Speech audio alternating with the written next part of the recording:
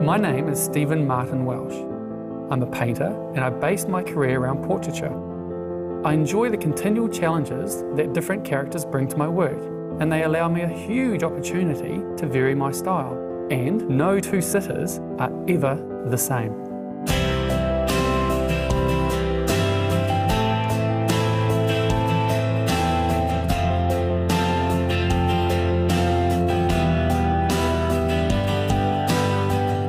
My sitters today are a pair of the most fascinating people from New Zealand public life. And they both happen to be mayors, past and present. My first guest is actually the current mayor of the super city, Mr. Len Brown, who is a man with a diverse portfolio and with a story to tell of how he nearly lost his own life on the job. My other sitter is that most famous former mayor turned Governor-General, Dame Catherine Tizard, a woman with a formidable sense of authority who has also overcome incredible challenges in the course of her public duties. It's going to be an intriguing experience. Whereabouts were you born? Tamaranui on the main trunk line. In my first 7 years, very much heartland rural upbringing, and just wonderful, wonderful, great memories. I moved to Auckland in 1963. When we moved up into Otara, I was a founding student of Mayfield Primary. Dad was teaching at the local school? Yep. But Dad was a great teacher and a great principal, you know, hugely reputed around Auckland and New Zealand for what he did in the education profession, but he had a lot of trouble with me. I was a fairly frustrating student, and so, you know, I think he was very pleased that he wasn't teaching me. I was born at the Takapuna Cottage Hospital. I've never ever heard of it. I don't think it exists. That's probably why I've never heard of it. Yes.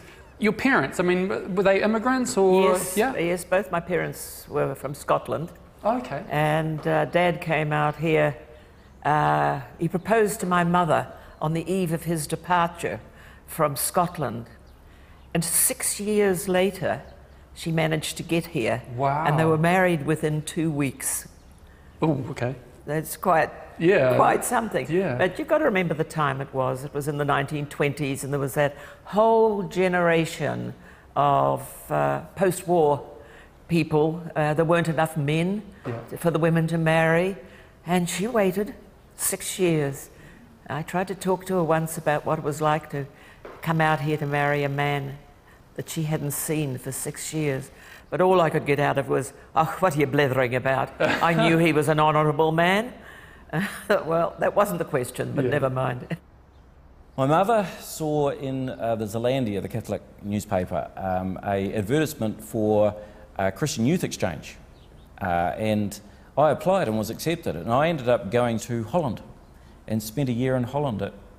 Probably of all the years of my life, that was the one that changed me the most. You know, I mean, sheltered Catholic boy coming out of, you know, very loving family and into the big wide world in Holland, Amsterdam, red light areas, social conscience of the world. You know, I mean, it was just very, very mind altering.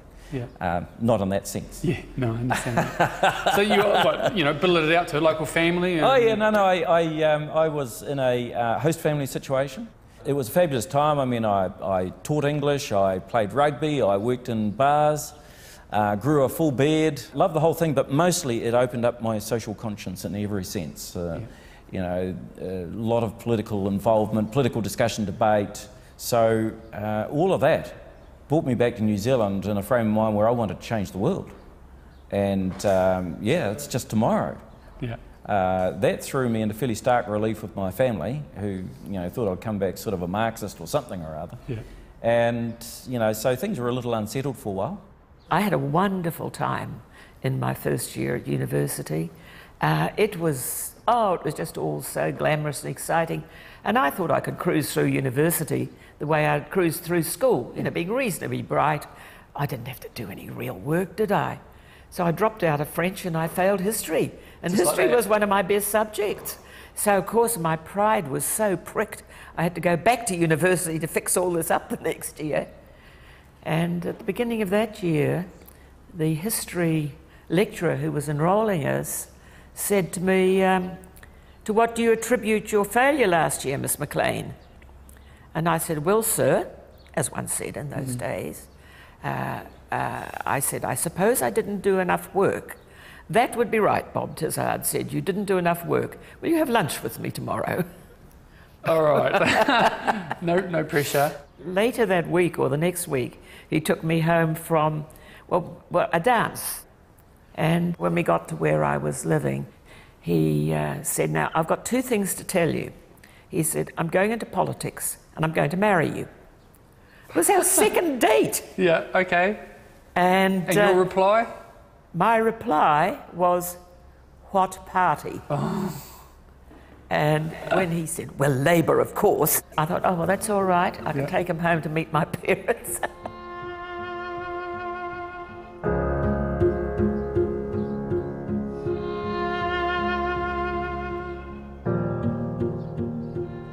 I lost my mum only a year after I came back. Mum died of a heart attack and she was only 47. And so, yeah, no, very young, very young. It was just tragic. My youngest brother, Greg, was only 6 and there were still 4 of us at home. So just, you know, one of those things in a family that you just never get over, it's time. And so it was the same with Dad. You know, I just stopped being an idiot. Yeah. And started listening again. Dad, very patient, very wise man. Mum the same. And so, you know, you can only believe you can change the world, you know, sort of tomorrow for so long. I knew that I was going somewhere in terms of politics, that I was going to be a representative. That's what my aspiration was, but I didn't really know, and certainly wasn't ready for it in terms of sort of parliament or something like that. Yeah. And increasingly, I was thinking local. You know, I was becoming, you know, sort of active in local organisations and groups. I joined the Labour Party, and you know, so I was starting to take up a strong political role in what was going on around in my community. So that came through my political science degree. But at the end of that degree, I had no idea what I wanted to do. Looking at Len Brown, I'm sensing he's really opening up about things that perhaps he's not shared with the public before. I'm thinking I want to catch this kind of intimate revelation in his portrait.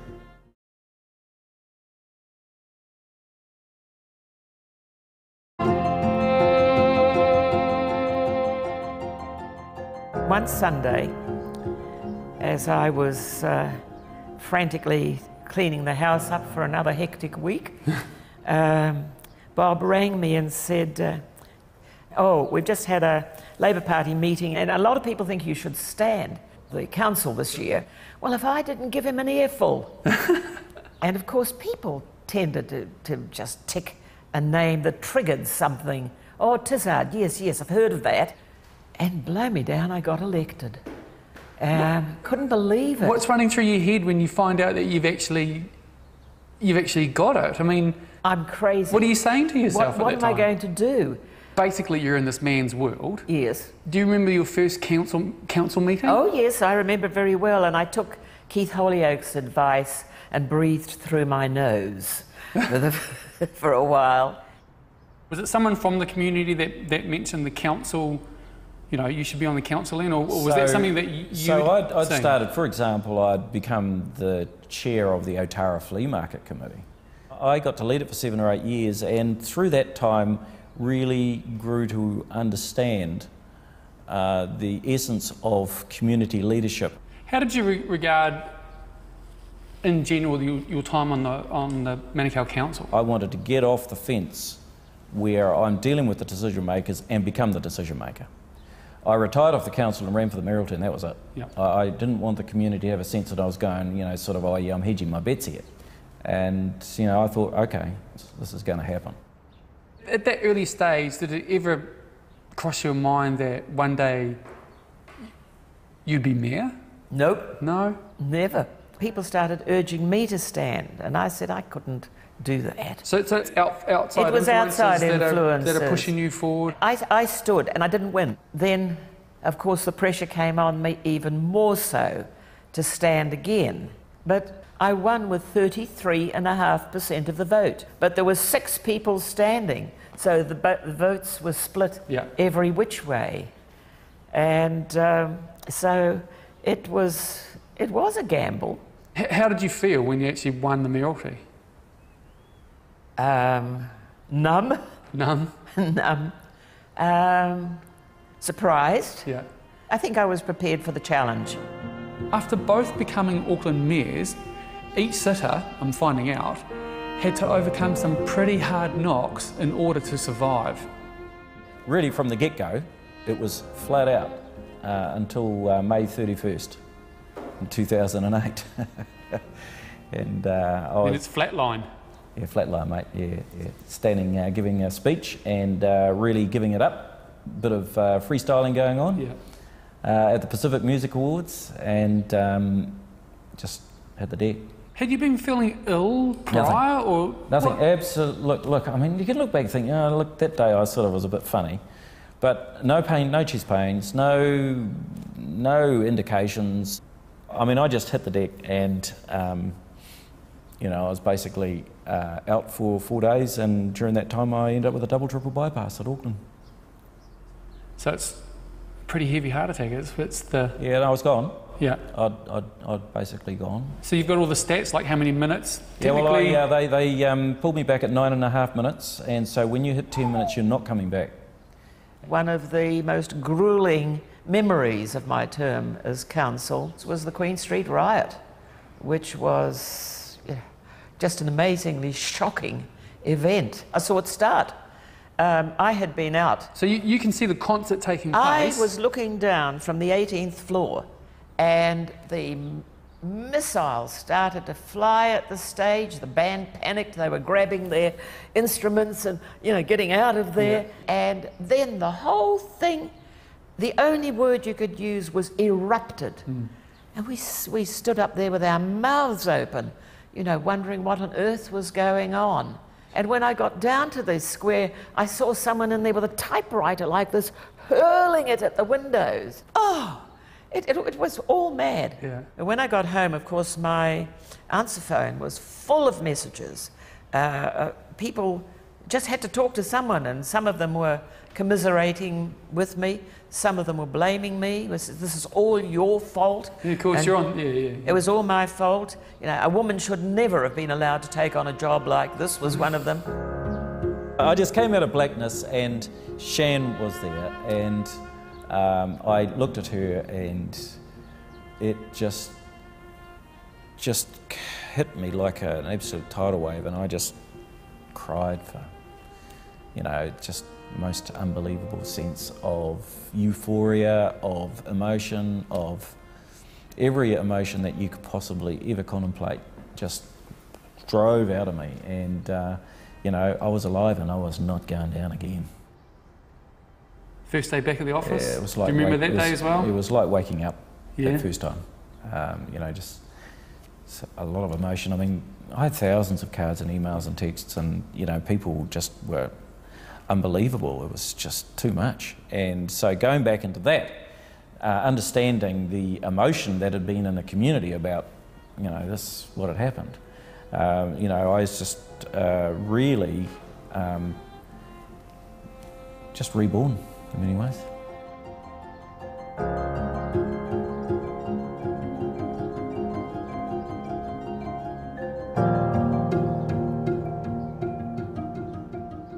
So how does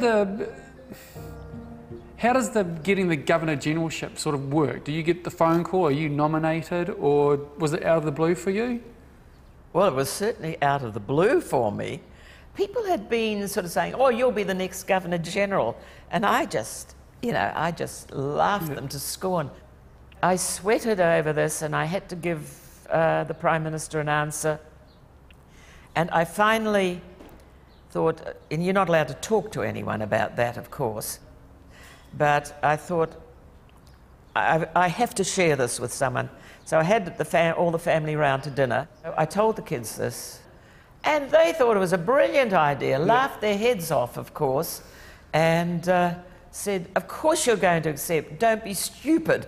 I said, oh yes.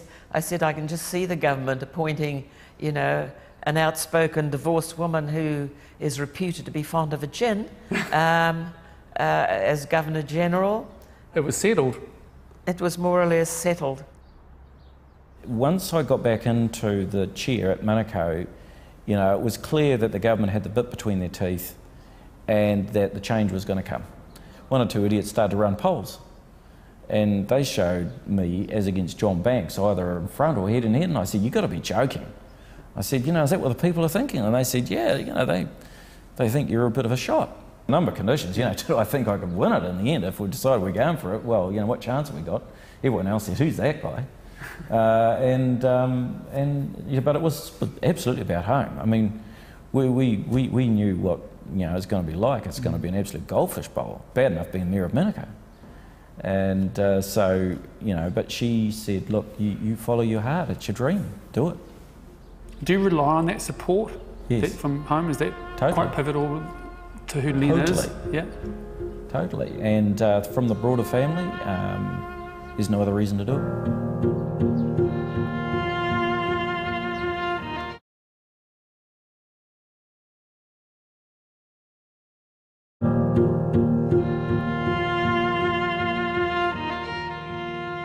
Painting a public figure like Dame Kath is probably the most daunting thing as a portrait painter, because her face is so well known, it's so ingrained into people's consciousness. I mean, they know what she looks like straight away. So if you don't get all of her features right in the first go, people are going to let you know. They will let you know. I have thought about what Kath is going to think of her portrait, and I think she's going to be pleasantly surprised. I have a good feeling about this one. The thing that I'm most enjoying about Len's portrait is just using two colours and making those colours look like skin, or the glassy effect of an eyeball. That's what I'm really just enjoying at the moment. The challenge using just black and white is trying to make skin look like skin. And when you are using the two colours, your skill as a painter is sort of like on show, and you really want to try and do your best, because using the two colours, people will see a mistake a lot easier than if you're using colour.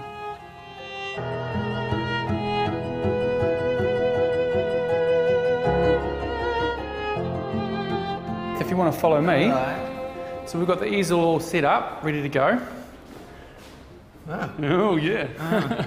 Okay, so we'll just position you there. Yeah. I'm just going to go back and put it on the easel, and then I'm going to come back. So don't turn around. Just sit tight. I'm not allowed to peek. No, gosh no. Not till I'm out of the room.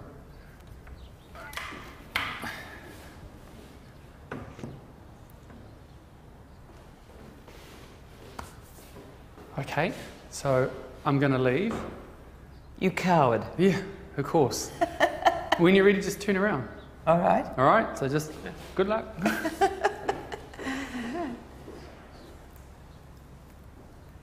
Oh, that's not bad.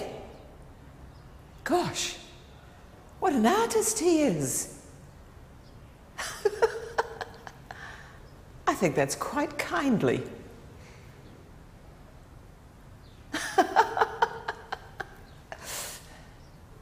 Tell him he can come back again. Yeah?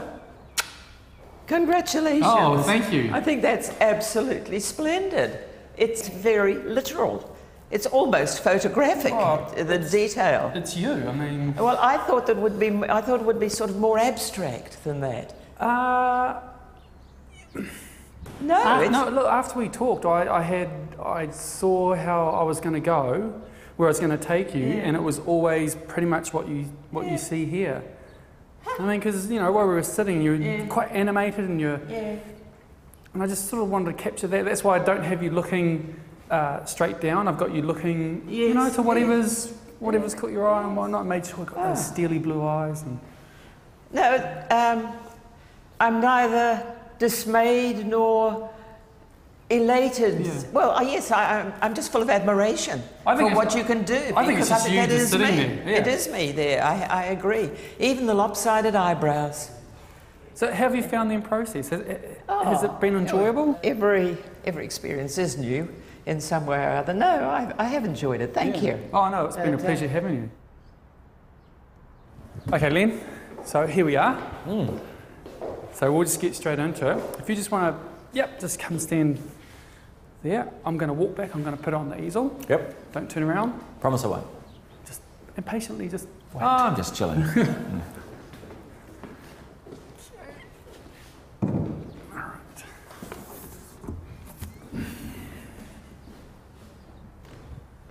All right. Yep. So I'm going to leave. Yep. When you're ready. Can't wait. Good luck. I'm very excited. Oh, wow. That is amazing.